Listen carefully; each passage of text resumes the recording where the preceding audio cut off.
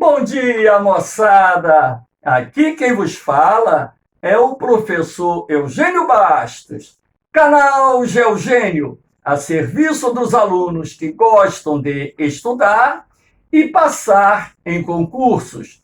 Moçada, ajudem a fortalecer o canal, se inscrevam no canal, dê aquele like, compartilhe o vídeo e ajude o professor Eugênio Bastos a democratizar o ensino da geografia. O tema do nosso encontro de hoje será sobre agricultura mundial, um assunto que estará dividido em duas partes. É um tema que cai relativamente nos concursos dos vestibulares e também da SpaceX, não tanto quanto a agricultura brasileira, um tema que já vimos em gravações anteriores. Iniciando o nosso encontro, falaremos de dois conceitos que acompanham a agricultura. A chamada agricultura extensiva, que é uma agricultura que utiliza técnicas arcaicas, rudimentares de produção, a queimada para limpar o terreno, o arado animal, a enxada. Os produtores rurais utilizam, portanto, técnicas tradicionais, razão pela qual a produtividade por hectare da terra é baixa. É uma agricultura mais voltada à subsistência da família, razão pela qual ali se destaca a produção de alimentos básicos, tais como legumes, verduras, grãos. Destacamos aí como exemplos o milho, o feijão, a mandioca, a batata, inúmeros tipos de verduras, enfim. O excedente produzido é comercializado ou pode ser trocado por outros produtos que a família necessite. A agricultura extensiva, normalmente, ela promove um rápido esgotamento do solo, uma vez que os produtores rurais não tomam os devidos cuidados para a proteção e conservação do solo. A agricultura intensiva é aquela que normalmente utiliza as mais modernas técnicas de produção, tais como máquinas agrícolas, equipamentos de irrigação, fertilizantes químicos, defensivos agrícolas, sementes selecionadas, sementes modificadas geneticamente. É um sistema de produção muito mais complexo, onde normalmente nós temos uma relação direta com o chamado agronegócio ou agricultura empresarial, que é uma agricultura de excedente. Normalmente aí se produz para o mercado, tanto para o mercado interno como para o mercado externo. A agricultura intensiva ela pode se desenvolver em pequenas, médias e grandes propriedades, assim como a chamada agricultura extensiva.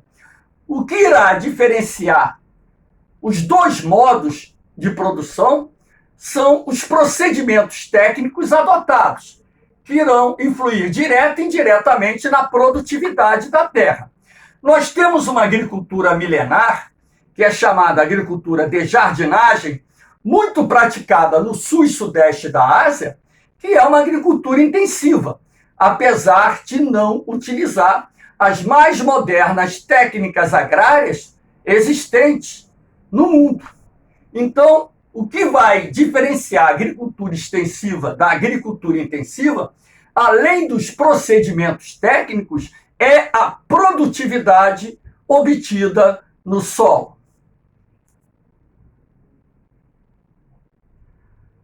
Aqui nós vamos começar a estudar os sistemas agrícolas existentes.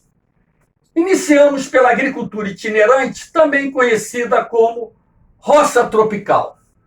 É um sistema agrícola praticado por povos indígenas que habitam a zona intertropical do continente americano, por povos africanos, por alguns povos do sul da Ásia, também está presente na Oceania, enfim.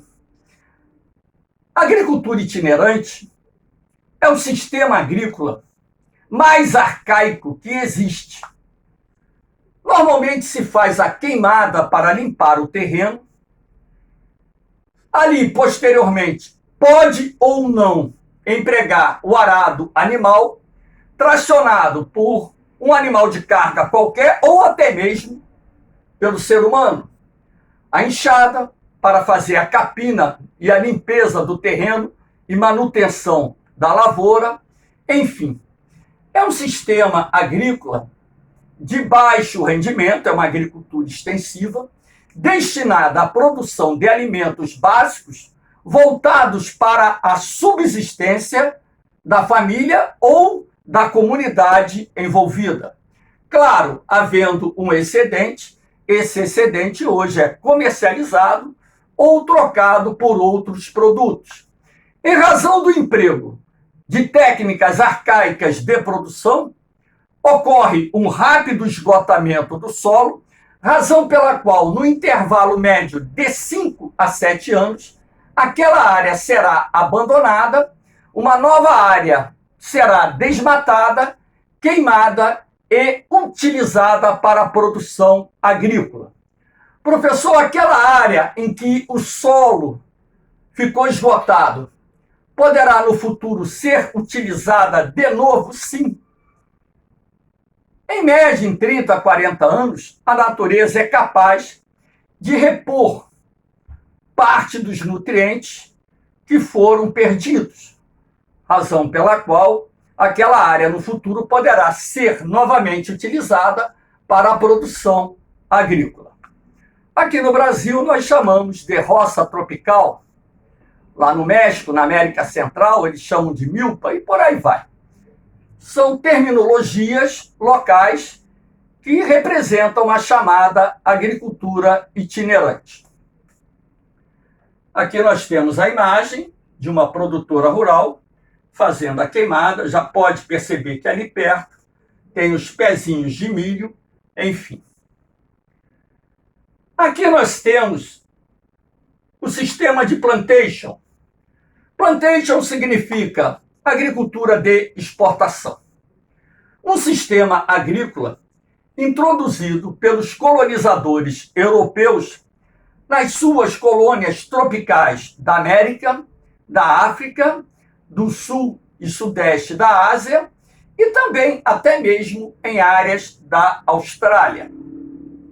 O sistema de plantation se caracteriza por se desenvolver em grandes propriedades, os chamados latifúndios, emprega numerosa mão de obra em determinados países, inclusive no passado, era uma mão de obra de origem escrava, adota a monocultura, ou seja, o cultivo de um único produto. Ali se produz culturas tropicais, café, cana-de-açúcar, amendoim, banana, cacau, pimenta do reino, algodão, destinadas prioritariamente à exportação. Sendo assim, o sistema de plantation, além de se desenvolver em grandes propriedades, o que foi responsável pelo surgimento de uma alta concentração fundiária nas ex-colônias de exploração das metrópoles europeias, esse sistema também contribuiu para a desarticulação da produção de alimentos básicos em vários países do mundo, até mesmo porque os colonizadores europeus se apoderaram dos melhores solos, das áreas onde as condições climáticas eram mais favoráveis para ali produzir as chamadas culturas de exportação, deslocando os povos locais para áreas onde as condições naturais não eram tão favoráveis à produção agrícola. Eis aí uma das causas da fome nos países em desenvolvimento do continente africano, da América Latina, do sul da Ásia e por aí vai. O aumento da concentração fundiária também foi responsável pelo surgimento de conflitos, a luta pela posse da terra, gerando revoltas no campo, revoluções, enfim. Além do mais, a monocultura é um sistema que promove o rápido esgotamento do solo e aumenta a exposição dos produtores rurais às condições de mercado. Por exemplo, vamos pegar o que aconteceu aqui no Brasil na década de 1930 por ocasião da crise do café. Por que tantos produtores de café quebraram no Brasil? Porque nas suas fazendas, basicamente, só tinha café. Então, quando a cotação do café caiu no mercado internacional, esses produtores rurais acumularam enormes prejuízos e muitos quebraram. O sistema monocultor, além de aumentar a exposição dos produtores rurais aos riscos do mercado, promove o esgotamento do solo e ainda, em caso de uma sazonalidade climática, que pode quebrar uma safra agrícola, isso também irá gerar enormes prejuízos para esses produtores. Razão pela qual o sistema de plantation vem acompanhado de inúmeras consequências. Aqui nós temos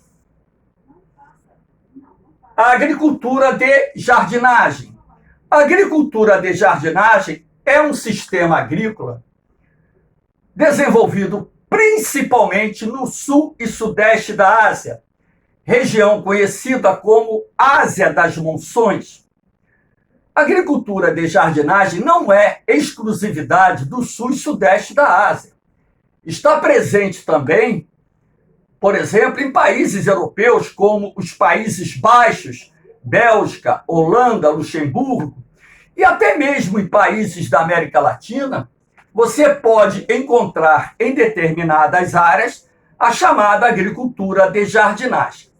O que caracteriza esse sistema agrícola é o seu desenvolvimento em pequenas propriedades, o emprego de mão de obra de base familiar, a utilização de técnicas milenares que são passadas de geração para geração, ou seja, de pais para filhos, tais como o arado animal, o preparo da terra com adubo orgânico, utilizando até mesmo farinha de peixe para adubar a terra. O peixe é rico em fosfato e o fosfato é um dos principais nutrientes do solo. Até mesmo o manejo de pragas é feito manualmente. As mudas não são cultivadas diretamente no solo. Existem viveiros onde essas mudas se desenvolvem e, a partir de um processo de selecionamento das mudas, eles transplantam as mudas de maior desenvolvimento para a área definitiva e, sendo assim, eles conseguem obter uma alta produtividade por hectare, independentemente de ser um conjunto de técnicas antigas, milenares, a produtividade por hectare é elevada. Destacamos aí no sul e sudeste da Ásia, por exemplo, a rizicultura, o chamado cultivo do arroz, que, aliás, os maiores produtores mundiais de arroz se encontram no sul e sudeste do continente asiático. Lá na Europa, por exemplo, além de verduras, frutas, legumes, o sistema de jardinagem também é utilizado no cultivo de flores ornamentais, enfim. Então, é um sistema agrícola intensivo, de alto rendimento. A produtividade da agricultura de jardinagem pode ser comparada a produtividade de muitas fazendas que utilizam as mais modernas técnicas de produção. Aqui nós temos a imagem dos terraços, que são comuns nas encostas dos morros e montanhas do sul e sudeste da Ásia, muito utilizados para o cultivo de arroz. No caso do sul e sudeste da Ásia, a agricultura de jardinagem ela se desenvolve, não só através do sistema de terraceamento nas encostas dos morros e das montanhas, assim como nos deltas dos rios, nos vales dos rios e nas planícies aluviais, áreas que normalmente apresentam solos de melhor qualidade. Aqui nós temos a chamada agricultura moderna, agricultura contemporânea, que é típica dos países desenvolvidos, sendo os Estados Unidos e o Canadá os dois países que possuem a agricultura mais moderna do mundo.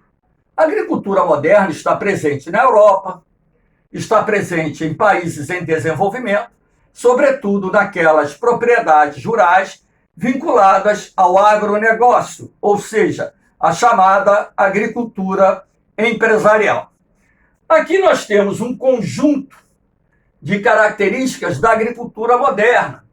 Ela se desenvolve em médias e grandes propriedades, emprega pouca mão de obra em função da mecanização da lavoura, utiliza em larga escala insumos e implementos agrícolas, fertilizantes químicos, agrotóxicos ou defensivos agrícolas, sementes selecionadas ou sementes geneticamente modificadas, utilizam, as mais modernas técnicas de monitoramento da produção. As fazendas, inclusive hoje, utilizam imagens aéreas coletadas de drones e até mesmo aviões e satélites para poder fazer o monitoramento da área plantada, para identificar a deficiência de água em determinadas partes da propriedade, uma infestação de uma determinada praga, o momento certo da colheita, enfim. Então, as mais modernas tecnologias acompanham a chamada agricultura moderna. É uma agricultura intensiva de alto rendimento, que se destaca na produção das chamadas culturas agroindustriais, destinadas não só ao mercado interno, assim como para exportação.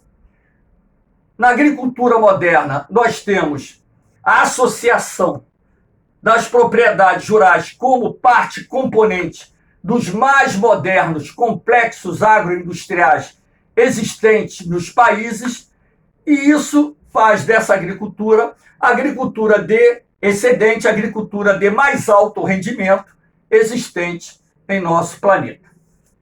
Aqui nós temos a imagem de uma máquina agrícola promovendo a colheita. Aqui nós temos os cinturões agrícolas dos Estados Unidos. Belts é o nome que se dá aos cinturões agrícolas. Eu destaquei aqui os 4 mais importantes cinturões agrícolas dos Estados Unidos. Os belts, na verdade, são constituídos por gigantescas fazendas especializadas no cultivo de um único produto, ou seja, ali se pratica a chamada monocultura. Pegando o sul e o sudeste dos Estados Unidos, nós temos o Cotton Belt, o cinturão do algodão. Aqui na região central das planícies centrais, se estendendo até o leste, nós temos o Corn Belt, o cinturão do milho. Aqui no centro-norte das planícies centrais, temos o Wheat Belt, o cinturão do trigo.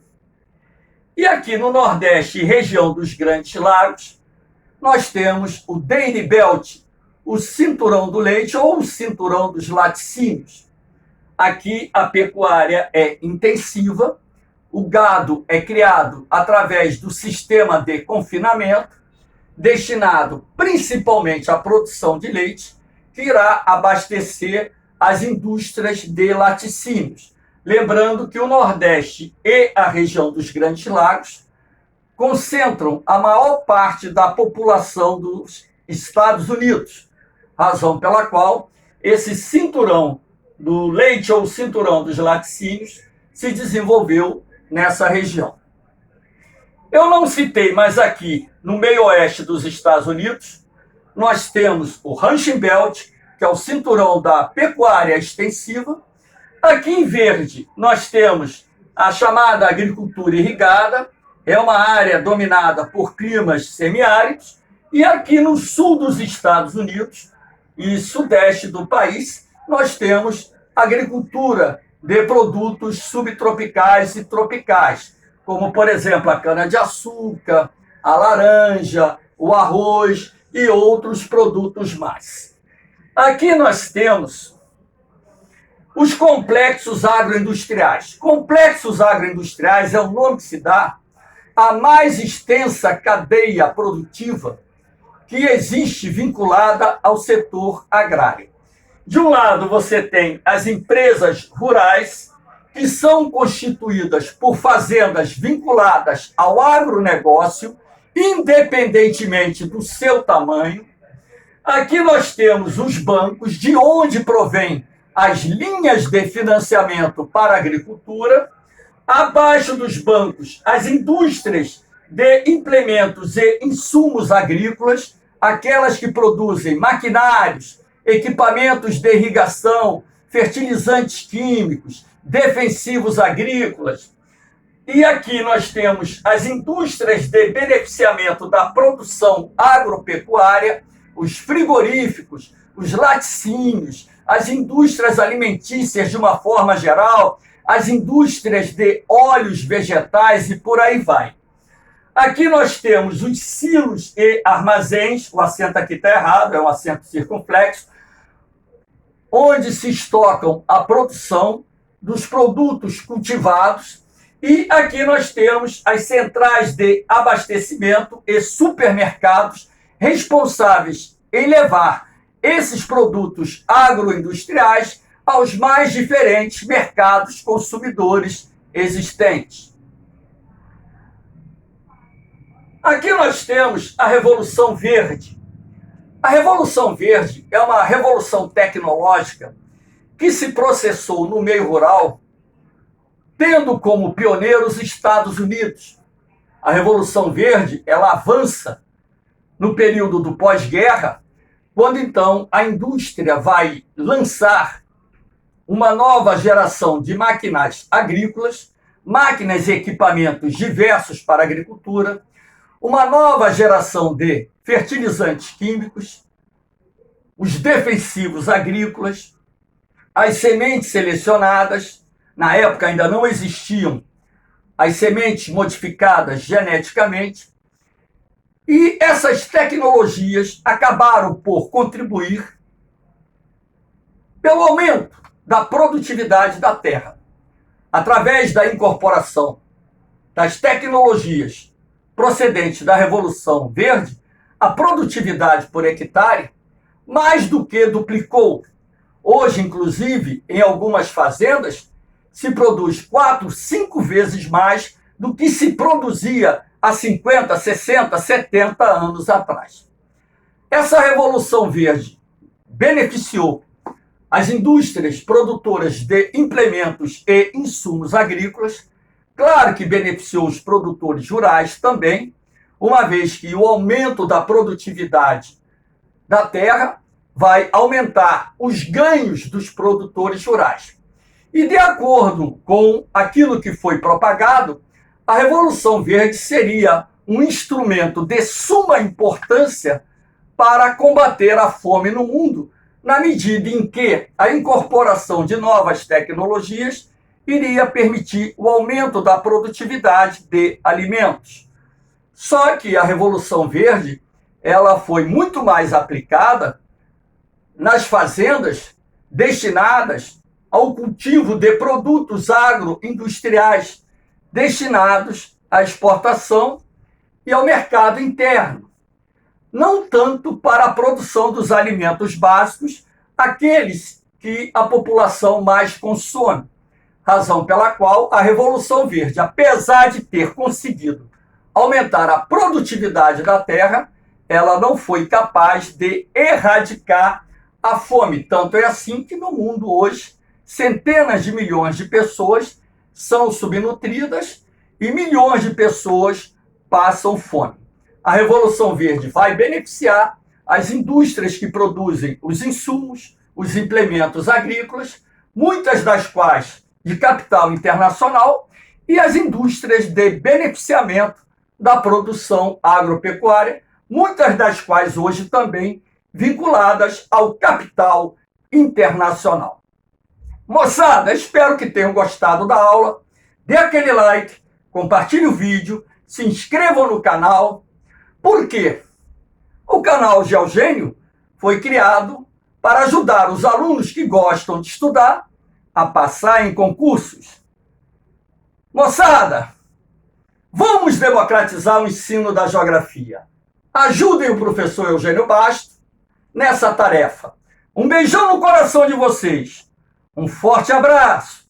Fiquem com Deus. Eu vou, mas eu volto, hein? Fui!